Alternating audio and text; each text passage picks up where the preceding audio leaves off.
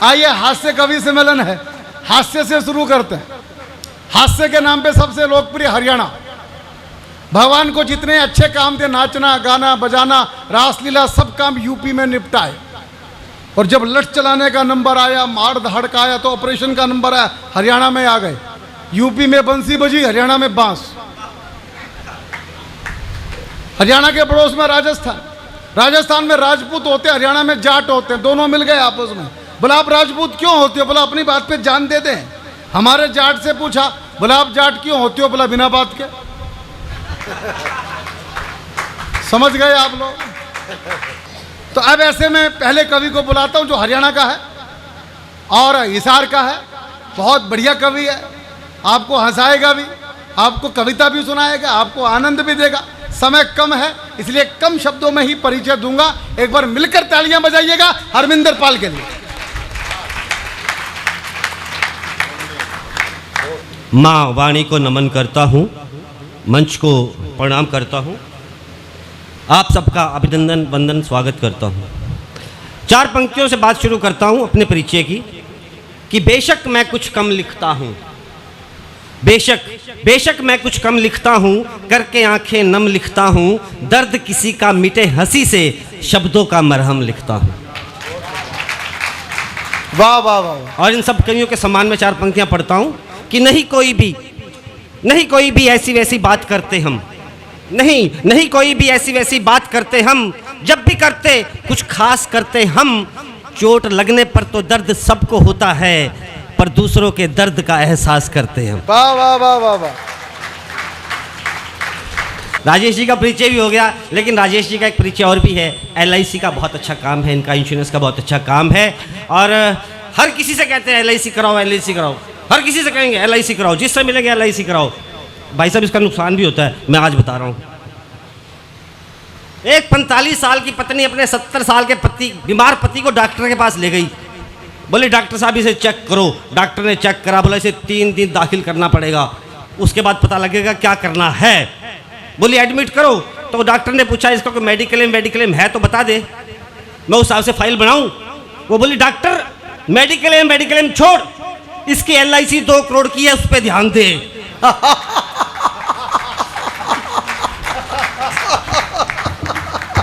बढ़िया बढ़िया, क्या बात है। हाँ।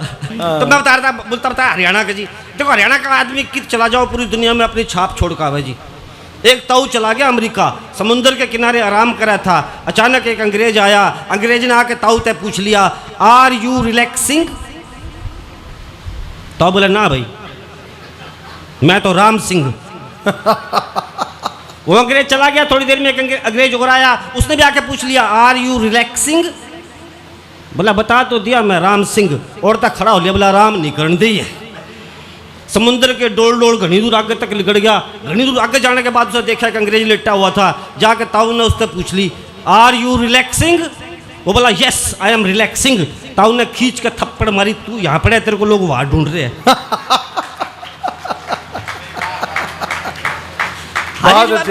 हाजिर जवाबी की बात करें, हाजिर जवाबी हरियाणा में बहुत पशु पक्षी हाजिर जवाब है जी। एक गंजे के सर पे मक्खी बैठ गई, दूसरी बोली वाह बेबे कित घर बनाया? पहले बोली घर का बनाया, अभी तो प्लाट ही देख रही हूं। बच्चे बड़े चलाक हरियाणा के साहब। एक नौजवान बच्चा छोटा सा पार्क में खड़ा 6 चॉकलेट खा गया। एक ताऊ आया, उसने आकर उससे कही, बोला ये चॉकलेट खाना अच्छी बात नहीं है। वो बच्चा बोला मेरे दादाजी 105 साल तक जिंदा रहे थे। ताऊ ने पूछ लिया कि चॉकलेट खाए थे? बोला ना, अपने काम तक काम रखे थे, दूसरे ने टोके नहीं थे।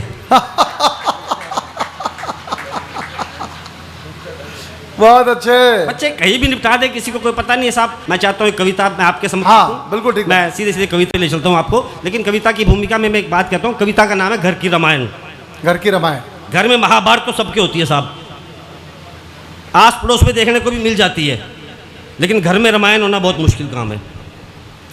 तो इस कविता की भूमिका में एक बात बताता हूँ साहब। एक पब्लिशर ने किताब छापी रामायण, 300 पन्नों की पुस्तक, कीमत 250 रुपये। सेल्स बॉय रखे हुए थे, सब आते रामायण लेके जाते, जो शाम को जितनी बेच के आता अपना हिस्सा रखता, बाकी के पैसे दे जाता। एक दिन एक हकला आ गया, हकला समझते हो ना, एक हकला आ गया, बोला मैं भी रामायण बेचूंगा। पब्लिशर ने कहा रहने दे, तेरे बस की बात नहीं है। बोला मौका तो दे के देख। उसने कहा ठीक है आ जाना। अगले दिन और लड़के भी आए, हकला भी आया, सब रामायण लेके चले गए। शाम को कोई 2 बेच के आया, कोई 3 बेच के आया। हकला 10 ले गया था, 10 की 10 बेच आया। पब्लिशर ने पूछे कैसे बेची? बोला क्यों बताऊं? बोला बता तो सही, तू बहुत बढ़िया सेल्स बॉय है, कैसे बेची? बोला मैं जाके घंटी बजाता था, मालिक आता था, मैं कहता था ये रामायण है, धार्मिक पुस्तक है, 300 पन्नों की है, कीमत सिर्फ 250 रुपये है, तू खरीदता है या पढ़ के सुनाऊं?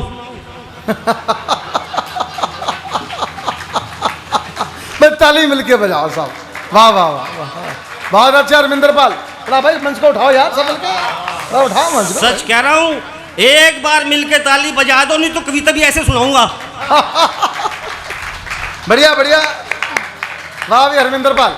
10 दिन की रामला मैं आपको 6-7 मिनट में सुना देता हूँ। सुना दीजिए, बहुत अच्छा। कि पहले दिन रामला देखने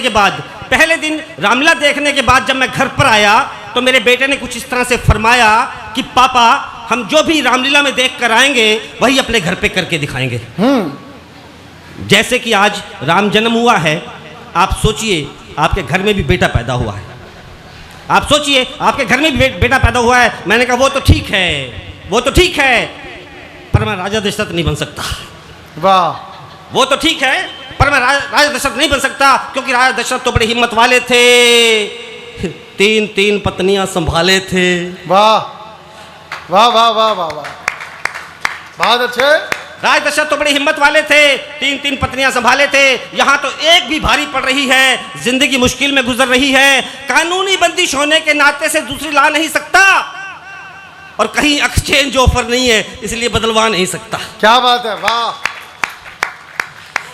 दूसरे दिन बेटा बोला आज आप राम बनोगे, मम्मी ताड़का बनेगी। दूसरे दिन बेटा बोला आज आप राम बनोगे, मम्मी ताड़का बनेगी और आपके हाथों से मरेगी। मैंने कहा तू क्या गजब ढा रहा है, मैंने कहा तू क्या गजब ढा रहा है, केकई को ताड़का बता रहा है। वाह क्या बात है। मैंने कहा तू क्या गजब ढा रहा है, केकई को ताड़का बता रहा है, और तेरी जबान बड़ी चलती है। माँ क्या तुझे राक्षसों के खानदान की लगती है? आहिस्ता बोल। उसने सुन लिया तो कूप भवन में चली जाएगी, 2 दिन भूखे रहना पड़ेगा, बेटा खाली पेट नींद भी नहीं आएगी। हम तो यार रामायण की बात करते हैं, वो महाभारत करके दिखाएगी। वाह जी वाह, वाह जी वाह, क्या बात है, बहुत खूब। अगले दिन बेटा बोला बंद करो ये मुस्कुराना, आज आपको पड़ेगा वनों में जाना। राम वनवास देखने के बाद, जैसा बताया गया मेरा परिचय में, मूलतः हिसार का हूँ, पिछले 30 वर्षों से दिल्ली में रह रहा हूँ। मैं व्यवसाय के सिलसिले में दिल्ली में रहता हूँ। मेरे माँ जी बाबू जी हमेशा मेरे साथ नहीं होते। एक बड़ी बारीक बात कह रहा हूँ साहब, मेरे माँ जी बाबू जी हमेशा मेरे साथ नहीं होते हैं, या सुख दुख में मैं उनके पास नहीं होता हूँ, तो मुझे कहीं ना कहीं ये एहसास होता है कि मैं दिल्ली में रहकर भी वनवास काट रहा हूँ। क्या बात है, वाह वाह। बेटा बोला बंद करो ये मुस्कुराना, आज आपको पड़ेगा वनों में जाना। मैंने कहा 30 साल पहले छोड़ कर आया था हरियाणा, जिस तरह भगवान राम को माँ बाप की आज्ञा से पड़ा था वनों में जाना, उसी तर्ज पर हमारा भी तो हुआ था दिल्ली में आना, और उस दिन से आज तक वनवास ही तो काट रहा हूँ। वाह वाह, बहुत अच्छे। और उस दिन से आज तक वनवास ही तो काट रहा हूँ। बेटा बोला पर भगवान जी तो जंगलों में गए थे, यहाँ जंगल कहाँ है?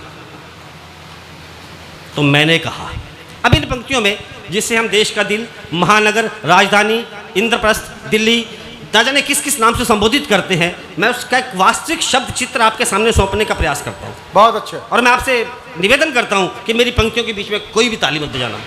हाँ, जब पंक्तियाँ खत्म हो जाएं और आपको लगे कि मैंने सही चित्र दिखाया है, तो दोनों हाथ ऊपर उठा के ताली बजाना।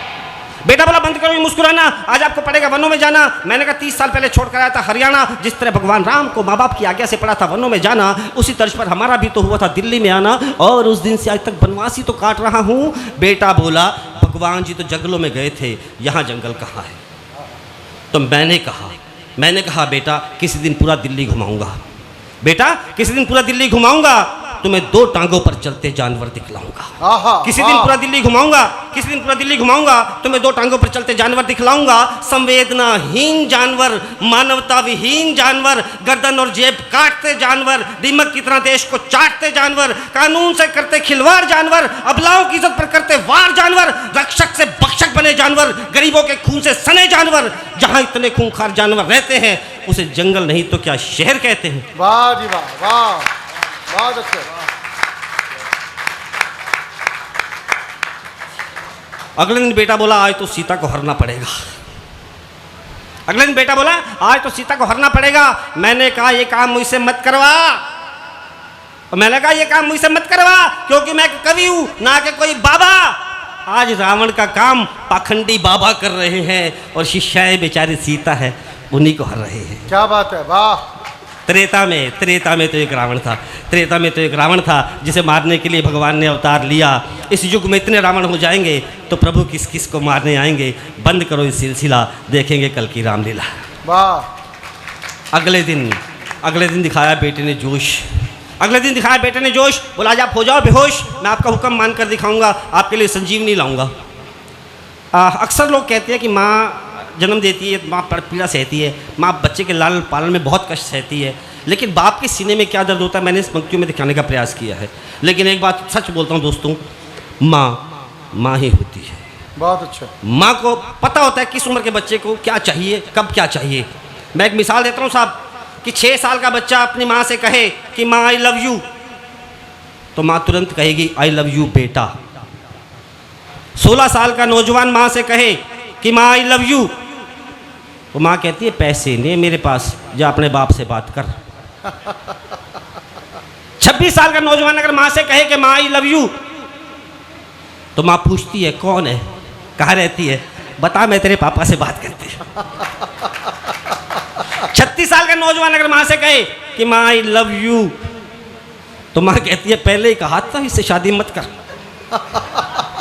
दुखी हो के आया मेरे पास।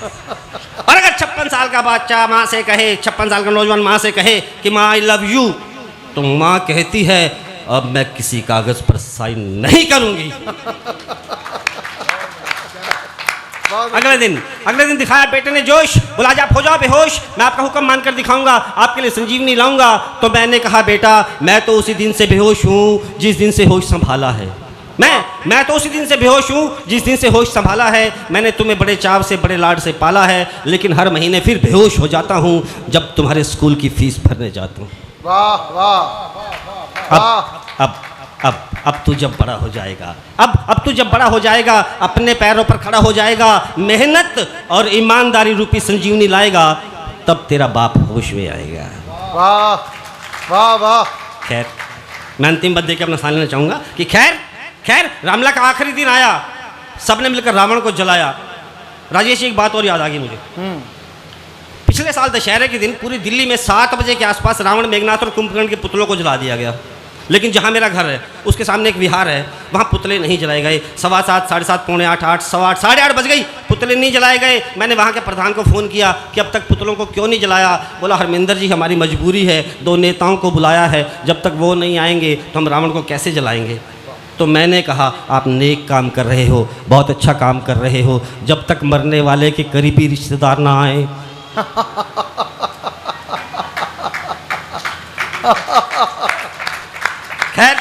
खैर रामलीला का आखिरी दिन आया, सबने मिलकर रावण को जलाया। तब मैंने बेटे को समझाया कि सिर्फ रावण ही नहीं, हिंदुस्तान का हर आम आदमी जल रहा है।